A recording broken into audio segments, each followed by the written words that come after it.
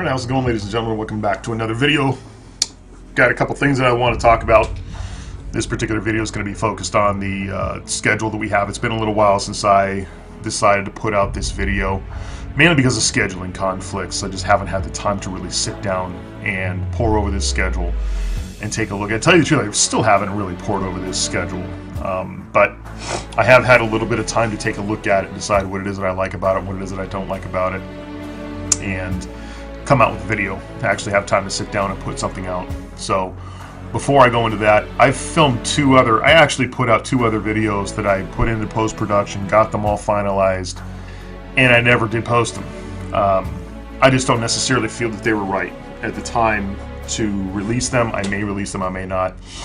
Not necessarily football related, just more interests of mine in regards to football related items, not necessarily Redskins related items. But anyways, all that notwithstanding, I decided not to post them. I may decide later to do that or not do that. But one of the things I do want to talk about is I did not come out with an NFL draft video. I did not come out with any focus on the NFL draft. And for those of you who are new subscribers to my show, who are new to watching me put out videos that have not been around for a couple of years for me doing this, you might not realize that I do not do mock drafts.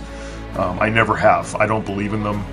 I think they're just Christmas lists. At the end of the day, they're Christmas lists, and it's honestly, it's something to keep people busy during the off season, to focus where football is concerned, where there basically is no football. And I, for one, do not like the idea. I think that there's way too much in the realm of the unknown when it comes to an NFL draft prospect, a prospect coming from college into the NFL. There's too many unknown factors that exist there.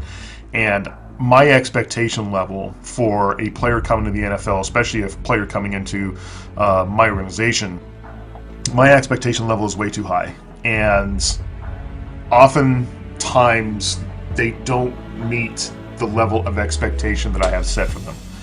A lot of times I just let my team draft, and then I will go back and kind of study film on that individual and decide what it is that I do like and what it is that I don't like about that decision. But honestly, I think that I may come out with ideas of players on this team that I think are going to be good, and then we end up not drafting them or skipping them or letting them go by, and they end up going other places and flourishing. I can't stand that feeling. It happens a lot, but I think every fan can say that, honestly.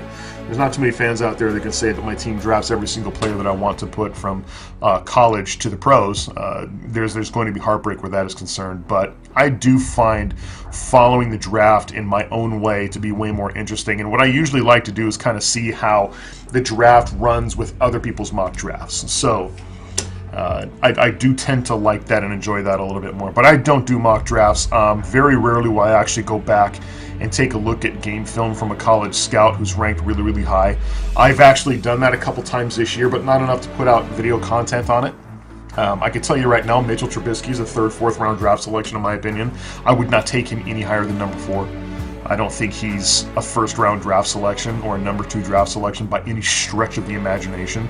And I don't care how the hell these guys are trying to spin it, but Mitchell Trubisky's, for all I know, he could come to the league and just blow it up. He has the tools and the abilities, but he has a ton of setbacks. So that's just one guy. I've probably previewed 3 quarterbacks.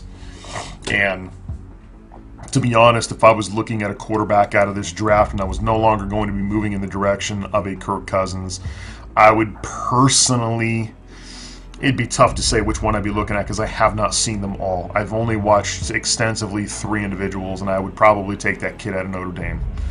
Just with the style of offense that he's used to running and the athleticism that I see in his mechanics and his ability to get the ball downfield, I'd think he'd be a good fit for our team. But all that notwithstanding, I do plan on coming out, however, since I'm not doing a mock draft and since I'm not necessarily doing a scouting process where I'm evaluating players, that's not my cup of tea necessarily at the college level. What I do plan on doing is, oftentimes in the off season, I've come out. This is the time of season when I start doing things that are an offshoot for my channel. Because most often than not, during the regular season, I'm coming out with weekly stuff. We have games every single week, so I'm coming out with reviews. I'm previewing teams that we're going to be playing. That's something I hope to be able to do this year, because I have a little bit more time during my day to do that. So I hope to continue that series. So I have a number of different things during the regular season that can keep me occupied, that keep me busy. But the off season is when I get to do the things that I want to do outside of the regular season. Case in point is my one-on-one series. I'm very proud of that series. It's a series I've been doing for a couple of years now. I've interviewed 3 phenomenal talents this off season alone, and I've put out feelers to two more individuals that are not Redskin vid makers, that are pretty, as far as I'm concerned, upper echelon vid makers. I'm kind of waiting for responses on them, and if it doesn't happen, hey, it doesn't happen. I got in 3 individuals this off season, and it was really fun, a really fun experience being able to do that. I got a chance to, if you haven't watched those videos, please go back and watch those. Those are phenomenal. Like I said, I'm a huge fan of them. I'm proud of that series. I got to do Psychopath was the first one that I got to do. Great interview with that individual. I was really glad to touch base with him, and I've collaborated with him in the past. And tip my hat to that guy, and I thank him for coming on my show. Also, Sanchez came onto the show on the Warpath. His expertise and his youth, he was able to come in and spend some time with me on my show, and we were able to get that one-on-one series out. And also, I was able to get Big Q. Big Q off of Team Boy TV was a huge domino for me. And I tip my hat to all 3 of those guys for allowing me the opportunity to interview them on my channel, and hopefully I would have imparted some knowledge on individuals out there who want to be vid makers. But I've decided to continue on with that. As long as I'm making videos, I want to continue to do one-on-one videos, one-on-one interviews with people that I think I would be interested in, you would be interested. But I also kind of want to do another series as well. For those of you that remember my old channel, before I deleted it, I don't save a whole lot of videos. I say about 90% of the videos that I record and upload, I end up deleting as soon as I do them. Because I mean, if I want to watch them, I'll just go online and watch them. And you don't ever really think about backing those things up because you don't really intend on deleting your YouTube account. But I was able to save all of my one-on-one interviews and was able to re-upload them. I have one more that I have to re-upload from last year, or a couple years ago, that I was really proud of, that I need to get done. I need to do that. But also, the big one, the big series that I put out that I lost was the Redskins name debate. I put out a 4-part video series that I was really proud of. 2 of those I collaborated with Psychopath as well, and I don't have those videos anymore. Man, it's kicking myself in the ass. That's just one of those things in life that make you cringe. It's like, oh man, I can't believe I screwed that up. I can't believe I don't have that anymore. I wish I had those. But yeah, I don't have those anymore, and they're not available anymore because that account got deleted. And I've thought about redoing it, but then I've thought about maybe I won't, because it's going to be hard to surpass what it was that I did before. So I've decided to do another series, probably a 3 or maybe even a 5-part series of my opinion of the NFL draft and that process in which a collegiate athlete moves up to the pro levels, coming from purely my perspective. And the last, 15, 20 years that I've been not exactly extensively viewing that process, but just me witnessing different things and things that I think are important and not necessarily important. I want to break it down into different segments. Because I definitely believe it's a Rubik's Cube type situation, and the media tries to sell you guys on one avenue of this process, and there's things that I want to go into with that. So I've decided to kind of do a little bit of a part series and put that out this off season, and I'm kind of looking forward. I'm a little bit jazzed about doing that, so I'm thinking about being really excited about doing that and putting that out for you. So look forward to that. So those are going to be the items that I want to talk about before getting into this schedule. So, moving on to the schedule. When the schedule got released, I was notified that the schedule got released. I was sent text messages about the release of the schedule, and I took a look at it. We already knew what teams we were going to be playing, and we already knew who was going to be home, and we already knew who was going to be away. Unfortunately, the thing that really scared me about this particular year, and I get freaked out every year. I'm going to admit that. I don't think you guys are ever going to see a video where a schedule comes out where I'm going to say, you know what, I'm really happy about the division that we drew. I'm really happy with our home and our road games, and I love where our bye week is at, and I love the last 5 games of the season. I don't think I've ever said that in 20 years. 30 years, I don't think I've ever said that. There's never been a time. There's always been something about a schedule that I haven't liked. And we're moving into the 2017 season, and yeah, there's a lot of things about this schedule that I don't like. And I wish I could say it was worse than it was last year, but man, it's getting pretty close as far as I am concerned. So I'm looking at this from a completely different perspective, I think, and I think that's part of the reason why you guys tune into my channels, because I do tend to give a little bit of an offshoot perspective that the media doesn't try to spin, or some of the fans aren't trying to spin. I'm not a fanboy.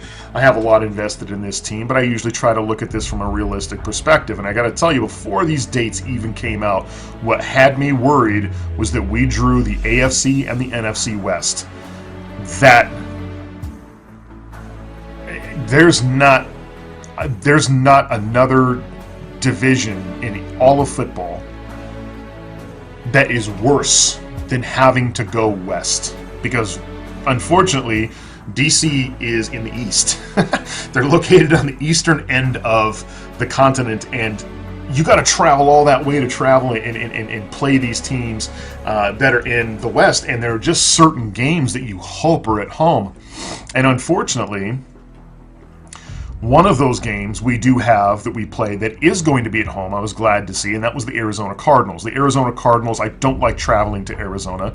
It's clear over on the West Coast. I don't like traveling to San Francisco because they're clear over on the West Coast. You got to go clear over on the other end of the United States to play these guys, and it's not fun. And fortunately for us, 2 out of 3 isn't bad at all. I mean, there's a song out there that says that. 2 out of 3 ain't bad, and 2 out of 3 isn't bad. San Francisco is at home on October the 15th, and we've also got the Arizona Cardinals at home as well. Unfortunately, the other drawback to that is that we will be going to LA twice, which I'm really not all that worried about because the two teams that we're going to be playing. I'd rather play the Chargers all the way over on the West Coast. I'd rather play the San Francisco 49ers all the way in Levi Stadium because the only other team that we have that's going to be a major... Well, we also have... there's another team that we play. The Raiders, I believe we have at home this year. If I'm not mistaken, yeah, the Raiders are at home. We have Los Angeles Rams and the Los Angeles Chargers out on the road. Los Angeles Memorial Stadium, and then we have the StubHub Center for the Chargers. So we're going to the East Coast twice in Los Angeles. But the big one, the absolute big one, is going to be the Seattle Seahawks. If you had to pick a team that was the furthest west that you could possibly go, it's the Seattle Seahawks. There's nobody further. And that reason and that reason alone is one of the major advantages that team has always had. They have not always had a phenomenal football team, but it just so happens out of the last 10, 15 years, they've had a phenomenal football team. And that's one of the reasons why their record is as good as it is. I mean, you take a look at their record. Take a look at their record, guys. Their home record for the last 10 years. And you tell me if you're going into that football game with a hell of a lot of hope. Because I'm not. A lot of those games that took place between the Washington Redskins and the Seattle Seahawks since 2005, I've been there. I've been in that stadium, and I've watched that team outside of live primetime television. I've watched it primetime live in the stands with all those goddamn fans and watched that football team absolutely crumble. And there really isn't a whole hell of a lot of hope for me in this football team this year and going to Seattle and being able to beat them. I just don't see us having a playoff caliber team to be able to go in there to face the Seattle Seahawks on the road. Hey, any given Sunday, right? Anything can happen. But if we're bucking the odds here, Seattle Seahawks, you can count that up as a loss for us as far as I'm concerned. I also don't like to do win-loss records, but to tell you the truth, I think you can pretty well guess a majority of these wins and losses. Now, I'm going to preface this next section by letting you know that you're probably not going to like the comments that I have to say. This is one of the biggest problems about the fanboy system and the issue with the owner that we have, and this idea and this sense of premature glee and premature raucous excitement, and the idea that we're going to have a winning record and go to the playoffs is something that happens every single year amongst Redskin fans. Every single year Redskin fans think they're going to the Super Bowl. Every single year Redskin fans think we're going to the playoffs. And every single year a majority of our fans are extremely upset at the overall turnaround of this football team and how they've not been able to live up to their dreams. And it's something that we should be used to, but for some reason, I'm taking a look at websites right now that are feeding into that to say we're going to finish 8-8. I don't understand how we're going to finish 8-8 with this schedule, because one of the things I'm going to tell you right now, guys, that you are not going to like what Burgundy Fly Guy has to say. That you guys are probably going to turn this video off after I say it, but I'm sorry, we got 5 primetime football games this year. 5. Who in their right mind in the NFL scheduling process thought that we were a 5-star football team? He needs to be piss tested right now. He needs to be taken downtown. He needs to be given a urinalysis and blood test and a hair follicle test and tested for drugs, because they're on drugs. Whoever took a look at the Washington Redskins and said, that's my team, that's the team that I want to have Monday Night Football game after Monday Night Football game after Thursday Night Football game after Sunday Night Football game, because that's the team I think that is... Who thought that? We didn't even make the playoffs last year. We didn't win the division last year. We've got a history over the last 10 years of losing. So what are we doing? We're 5 primetime games? I would have been happy with 1. I would have been really happy with none. 1, yes. 2, no. 2, I'm very uncomfortable with 2 primetime football games. I've got 5 this year. 5. And what I'm going to tell you, you're not going to like, I think we lose all 5 of those games. I think we lose all 5 of those games. I don't see us winning any of them. And it has nothing to do with the teams that we're playing. I'm taking a look at... Let's take a pick of one of those teams. The Oakland Raiders. Okay, the very first primetime game that we got this year, the Oakland Raiders, Sunday Night Football, Sunday, September 24th. That's our first primetime game on NBC. That's our best chance at winning, in my opinion. A home game against the Oakland Raiders, but it's a very good Oakland Raider football team, and I am not brushed up to speed on my Oakland Raider football. I have no idea if Brandon Carr is going to be back. I have no idea if their quarterback is going to be back and healthy. I'm assuming that he is. I have no idea what their situation is like, but they've been drafting really, really well over there for the last 2 or 3 years. I've been impressed with that, and last season, prior to their quarterback going down, they had a phenomenal football team, and they were winning football games over there, and they were looking at going to the playoffs and going deep into the playoffs. Which I haven't seen that in a very, very long time. And that's going to be the type of football team that we're going to face at the beginning of the season at week 3. It's not like we're facing Oakland at the end of the season where we can start plussing and minusing injury reports and leveling the playing field because of, injured players, tired players, busy schedule, whatever. No, this is at the beginning of the season when everybody's fresh. That would be the one game that I would say we might possibly have a chance at winning, but it's the prime time factor. You take a look at the last 10 years of this football. In fact, screw it. Ever since Daniel Snyder has taken over this football team, and the last time I checked, Daniel Snyder was our owner, how many primetime football games have we won and lost?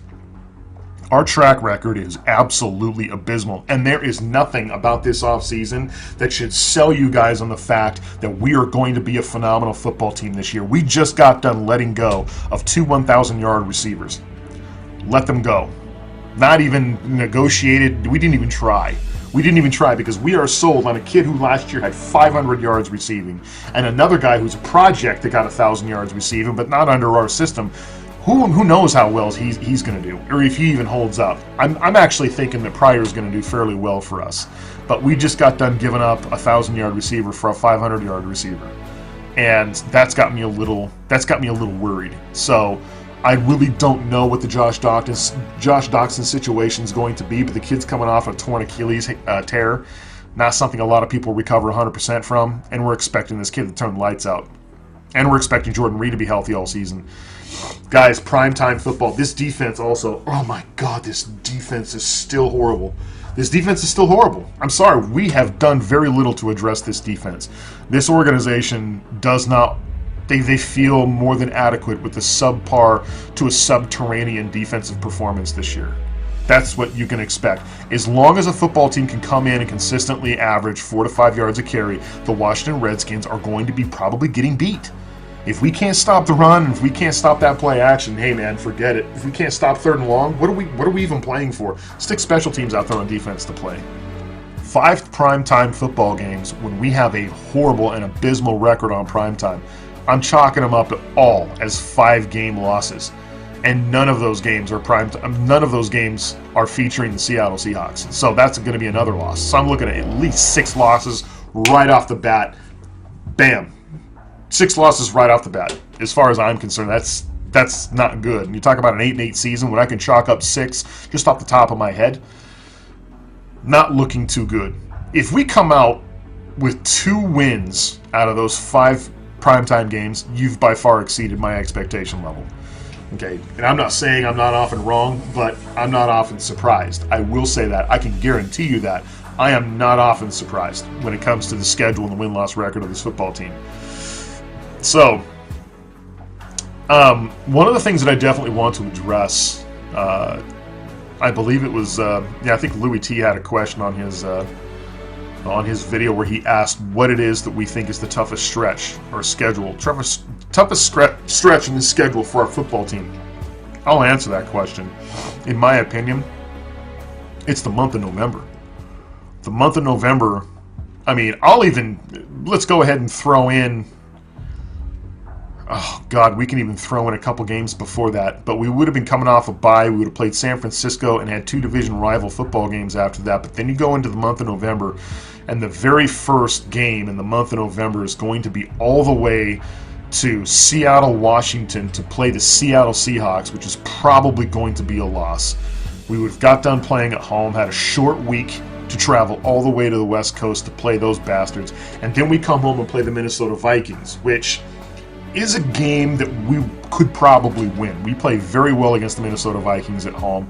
That's a team that is a very, very good team at home. They don't necessarily play all that well on the road. I've got some really high hopes for that particular game. But then we go after that and play the New Orleans Saints. Now, the interesting thing about the New Orleans Saints is that they just got done announcing that Adrian Peterson is going to be on that football team.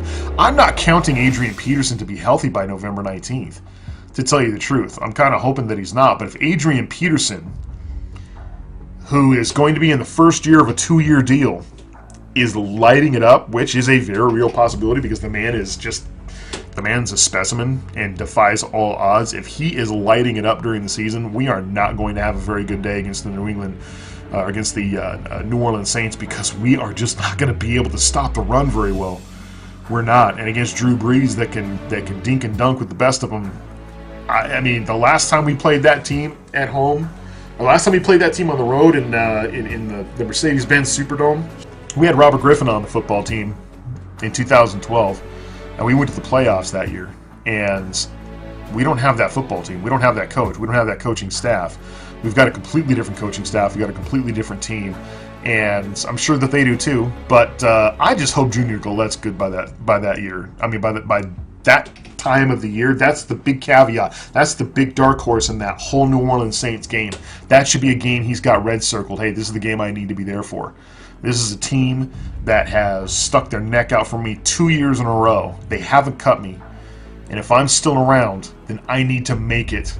I need to make it to November 19th. I need to be at that game in front of that crowd in a Redskins uniform to go after that quarterback, and that's going to be my big game. That's the big dark horse factor in this, in this Superdome game against the New Orleans Saints. Is going to be, in my opinion, Junior Gallette. We'll see how that pans out, but the odds of him making it to November 19th are not very good.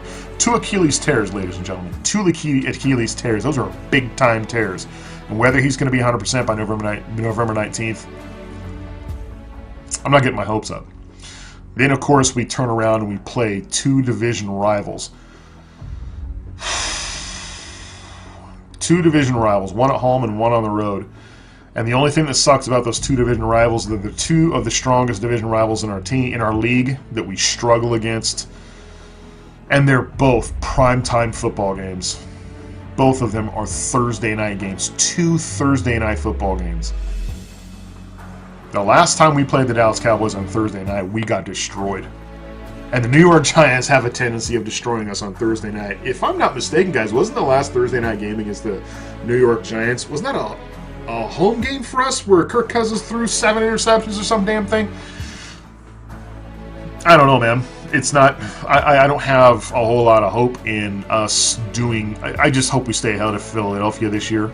I really do. New York's got a strong football team. Dallas is looking at contending for taking the division again, and I don't really see us really playing that big of a role in upsetting their ideas on taking the division. The month of December is not exactly easy either, but the thing that I like about that is that the last 4 games of that season in December, 2 were on the road and 2 were at home, but the 2 that are at home are back-to-back. I actually like that. I think that that's an advantage. You go all the way over to Los Angeles to play a fairly weak Chargers team who's going to be playing in their new StubHub Center in Los Angeles, and then you come back home to play a tough Arizona Cardinal team. You play at home again to play against a tough Denver Bronco team. Those are going to be home advantages for us before we go back on the road and head up to New York to play the New York Giants for the very last football game on December 31st. Again, I'm not wanting to predict win-loss records here, but 5 primetime games, given our track record, I cannot in good conscience give us 5 wins. I cannot even in good conscience give us any wins because we do not win primetime football games against anybody. Anybody. Go back and take a look at the history of it. I believe we won 1 last year. We won 1 game last year. Green Bay Packers against a Green Bay Packer team that was in the media like crazy because they just weren't playing well, and Rodgers was taking the gist of that heat. He had family members who were getting interviewed talking about he was going through a horrible process and he was down and out on his luck and things weren't looking good at all, and that football team looked like they were out of sorts. They looked horrible. Eddie Lacy showed up all fat and bloated. They just weren't. They weren't looking good at all. Then all of a sudden, something happened towards the end of the season. They turned it around, and all of a sudden, they were on fire. They turned it around like the championship football team that they are, and they lit up on fire, and bam, they're right back to where they started. So if we would have played the Green Bay Packers in December, we would have gotten a much different result, home or away. I would have much rather played that football team at home. They still would have beat us, but we played a down on its luck, abysmal Green Bay team. And it's going to have to take an abysmal, down-on-its-luck football team for us to win on a primetime game this year. I don't know which one of these teams that's going to be. If I had to flip a coin and say maybe the Oakland Raiders, and only then they lose their quarterback to another injury, because that's a different team without that quarterback, that dynamic quarterback that they have, phenomenal quarterback that they have. I just don't understand what the gist is with 5 primetime games. I mean, I don't get it. Who are you striking a deal with here? I mean, who are you striking a deal with here? I'll tell you one angle of this. Here is an angle, and I've been playing on this angle for a couple of months, and I have not liked the angle. And now that I'm seeing this schedule, I'm thinking to myself, this angle looks even less enticing. I do not like the idea at all of this football franchise using a bunch of draft picks and Kirk Cousins to trade up to number 2. There has been rumors that has been circulating for the last couple of weeks now about that this might possibly be an interest. Now, you never know. You never know exactly what it is that's true and what's not true and what's speculation and what's clickbait. But given the track record of this football team and this franchise and the way that they think and what we've done in the past, especially where dynamic quarterbacks are concerned, I would not put anything past this football team. And I'm sorry, but if you have an owner that loves bright and shiny toys, what better way to showcase that bright and shiny toy than when you have 5 primetime football games this year? What better selling point? Your season tickets are now, from what I understand, at an all-time low. You are losing generational season ticket holders that have turned in their tickets, that have had enough of your crap. What better quick fix-it Band-Aid method can you think of that's left to you at this point? Besides trading for an ungodly player, which I hope to God that we don't do, what other recourse do you have if you're an owner that likes bright and shiny toys? You go out and you get a bright and shiny draft pick. We have the number 17 pick this year. How many bright and shiny draft picks can you get at number 17? Our owner knows only one way. You got to have a top 5 pick. We don't have a top 5 pick. We've had a much better team than a top 5 pick. And the only thing that he knows how to do to get that bright and shiny toy is to give up our future. Sacrifice our future for the bright and shiny toy. I'm sorry, but I'm seeing a bright and shiny toy possibility scenario. I'm starting to see those connections come together. Bright and shiny toy, 5 primetime games this year with bright and shiny toy. Robert Griffin III didn't even have a 5 primetime season. And here we are, stuck with 5 primetime games and a quarterback that he doesn't like. A quarterback that he, up to this point, guys, I think we can honestly say there's no way in hell we intend on keeping this kid.